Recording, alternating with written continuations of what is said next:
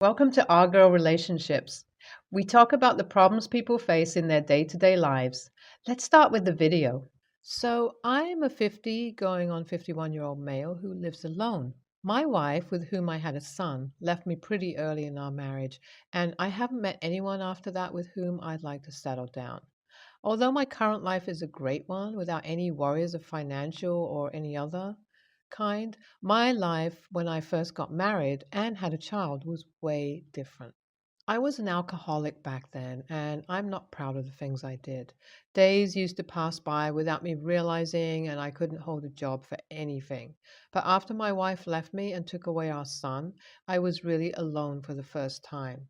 Initially, I didn't care much, but starvation and being on the streets made me realize if I want to live, I had to change myself. That's when I decided to get sober and get a decent job. Since my major was in computer science, it wasn't hard for me to find freelance contracts. Once I got enough money, I signed myself up for rehab and got sobered up. But even after all that, I didn't try to contact my wife or child. It wasn't because I didn't want to apologize or anything. I just didn't want to face a part of my life that I was ashamed of. And since I didn't have to consciously face them, I never tried. I kept living my life and doing better. Once I was out of rehab and 1 year sober, I started working on an app and sold it to one of the gaming companies. The money I got from it was more than enough for me to settle down and start fresh. With a decent portfolio after the development of that app, I got myself a regular job and lived my life peacefully. But a few weeks ago, my son forced me into meeting him by visiting me at my house. When I heard the knock at the door, I wondered who it could be since I don't get many visitors. I opened the door and couldn't recognize the man standing on my porch. I asked him who he was and what was his business with me. The man simply stared at me for a while. Then he told me he's my son and he'd like to come inside and talk. I was surprised to hear that since he didn't resemble me at all. I invited him inside, though. Initially, he didn't talk much. The situation was very awkward. I wasn't ready for this sudden confrontation. I wanted to apologize for not being in his life and not being a man enough to look after him. I wanted to say sorry for being a drunkard back then. But seeing him right there in front of me was so awkward that anything I would have said would sound like an excuse. So I kept my mouth shut. I waited for him to start talking and say what he came here to say. He took a deep breath and told me that he doesn't care about what happened all these years ago. He told me that I'm an a hole who used to drink and beat him up and that he had come to terms with his past. He said either way, he isn't afraid of me anymore, and now he's big enough to handle me if I tried anything. He continued telling me about himself then and how he left home after high school and had to take student loans to get through college. He said he got a job after college, but with all his loans and everything, it's barely enough. He told me he's also married now and has a son, and he's doing his damn best to be a great father, unlike me. But something can't be helped, and even after everything he has done, he is still short on money and he needs to pay off his debt if he doesn't want to lose his house and his family. He told me he looked into me not a long while ago and he knows that now I'm loaded in money.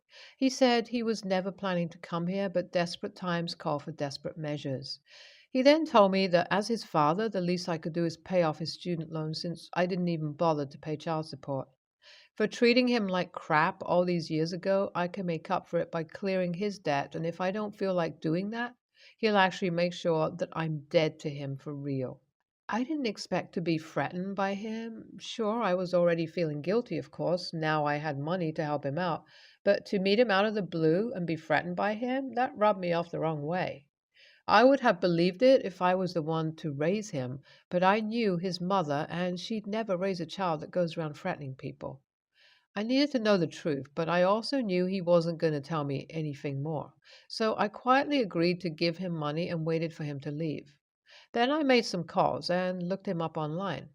Through social media and some other sources, I found out that his wife is in the hospital.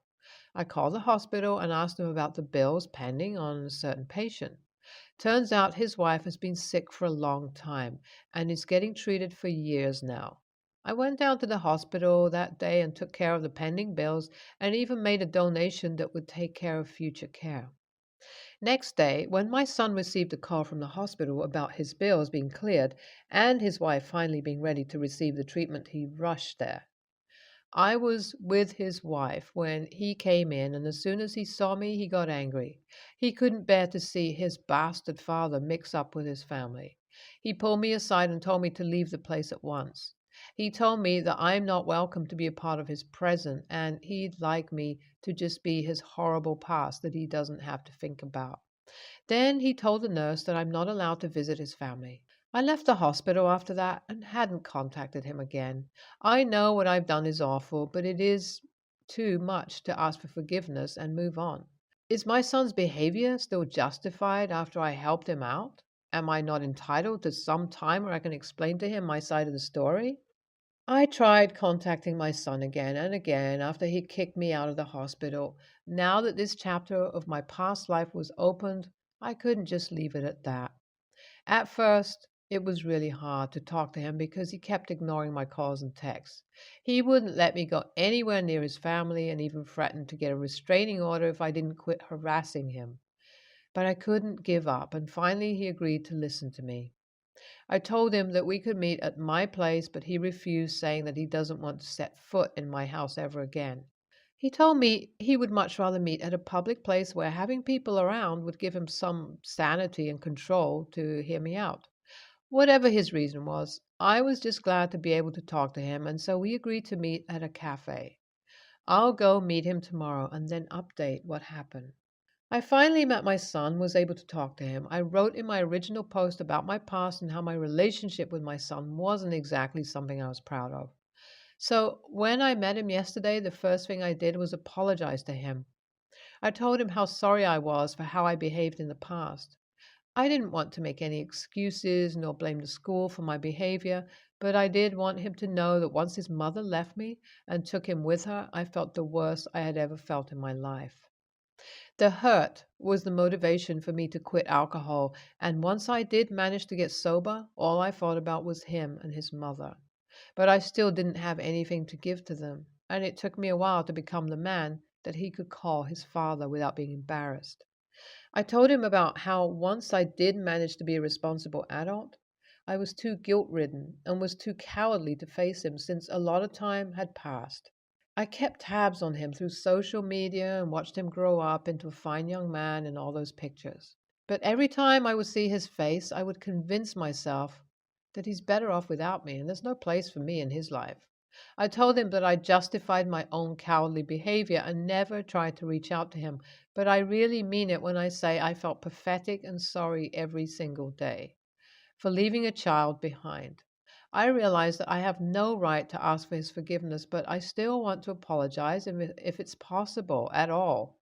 I would like to help him out now as much as possible.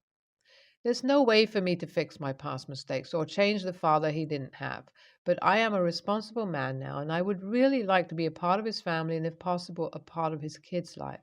He listened to me for a long while and told me that he would think about what I've said. He then told me thanks for taking care of the hospital payments and taking a load off his back. He said there's no way that he can just forgive me in a second for everything, but that he is willing to give it a thought.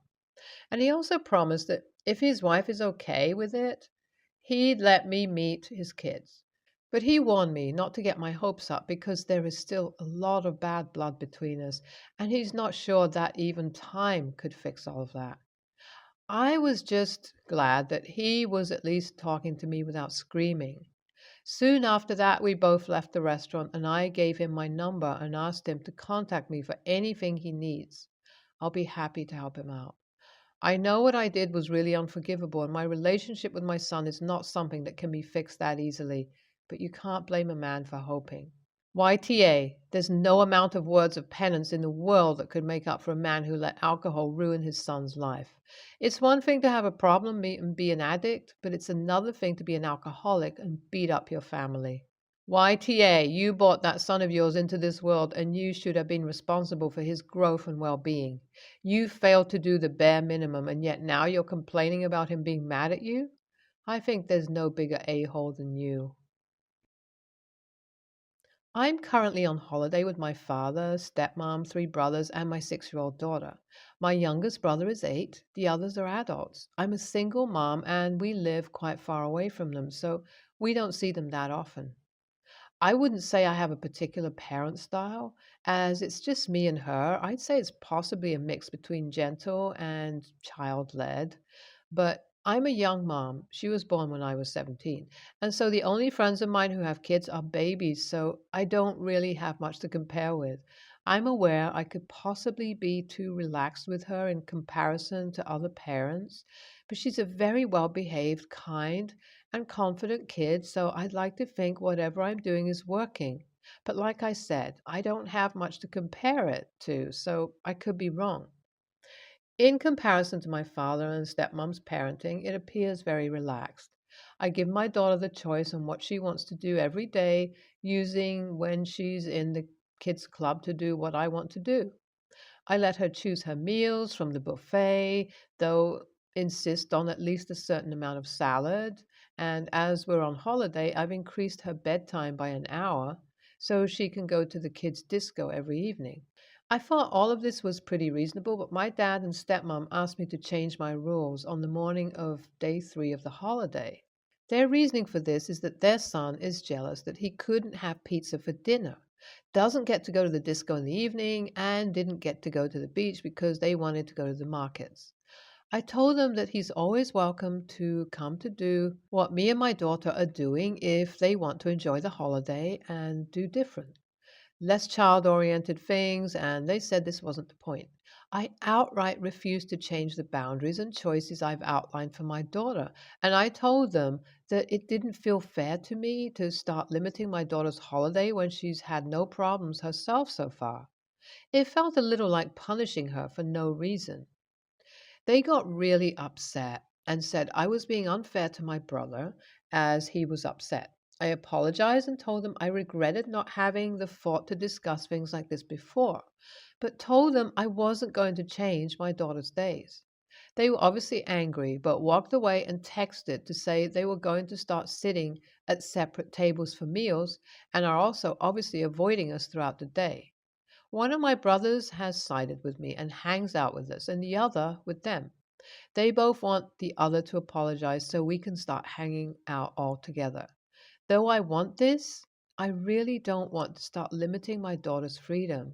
My other brother told me my stepmom had called me a bitch over dinner for not budging and ruining the holiday for everyone. All of us paid for the holiday. My father and stepmom paid more as it's a price per person, including my youngest brother. There's 3 of them. They also paid for one of my older brothers. I paid for myself and my daughter and one of my brothers, the one who sided with me. They're both students, so couldn't afford the price on their own, and we all wanted to go on a holiday together. But my dad and stepmom couldn't afford both. You're clearly NTA. They're being bizarrely authoritarian for no practical reason and are angry that you've shown them up. If your child can eat pizza with salad and on holiday and can go to the explicitly for children disco, then why can't theirs? If they had a good reason, they'd explain it to their child. If they don't, they just look bad because they actually are bad. NTA, good for you, Mama. You're doing everything you should be. An amazing job standing up for your baby. Their rules for their child don't have diddly squat to do with your rules for your child. This is a good lesson for your brother, actually. Life isn't fair. And you've not ruined anything their selfish, entitled, boundary smashing behaviors have. Editing to add. They are further the AHs for calling you names and then basically emotionally blackmailing you into submission by purposely avoiding you until you cave into their demands. My sister and I are both pregnant at the same time. She's 30 and I'm 24. She has a 3-year-old daughter and is expecting a boy this time. She announced her son's name back in April and told everyone that the name was set in stone, so feel free to use the name in gifts and stuff if we want. I didn't announce our daughter's name officially yet. Some people know just because I was close enough to them and we were talking names. My sister asked me outright and I told her it's Oceana. And she was not impressed at all. She asked me what was wrong with a name like Elizabeth or maybe a little Beatrice or Margaret. I told her nothing for those who like those names, but they are not for my husband or me. She then said there's always Emily, Haley, Anna, Marie. I told her to stop, that we knew our girl's name before we even knew she was a girl, and it wasn't going to change for her. She went into a FB mommy group and shared the name with moms and moms to be in there and wanted people to help her figure out how to change my mind. She went on a long ass rant about how my taste in names is terrible and how she's shocked I would like a name like this, that I am ruining my child's life. I am rejecting all the beautiful, lovely names of the last several years. That her, Gather, and Eugene are going to be envied and hated by my child and all future kids of mine for their gorgeous names. Someone I know is in the group and sent me screenshots of the post. She made sure and stayed up top for over a week with all her complaints and rantings. She also had some people more than willing to help. The last time I saw her was 3 weeks ago, and she was giving me more names to consider: Rosemary, Vivienne, Francesca, Lillian, Martha, Geraldine, etc. I rolled my eyes and told her to focus on her own kids' names instead of mine, and that she needs to get over it and stop ranting to the world. She told me not to be so dismissive of her and that I insulted her kids' names, which I did not. I just told her to focus on them. She told me I should not want to name my child something her family will hate. She told me I was rude to her and she had genuine concerns. AITA? NTA. I think Oceania is a stupid name for the record, but it's none of my damn business. People need to chill. If the kid doesn't like it, she can go by Anna, Shayna, Shay, or a half dozen other nicknames. Or she might grow to dig it. I have a nice, plain, boring name that I share with not one, not two, but three uncles. One by birth, two by marriage. I would have loved to have something more unique. And when it came time to name our son, we did. Nothing fancy, but he's the only one in his class.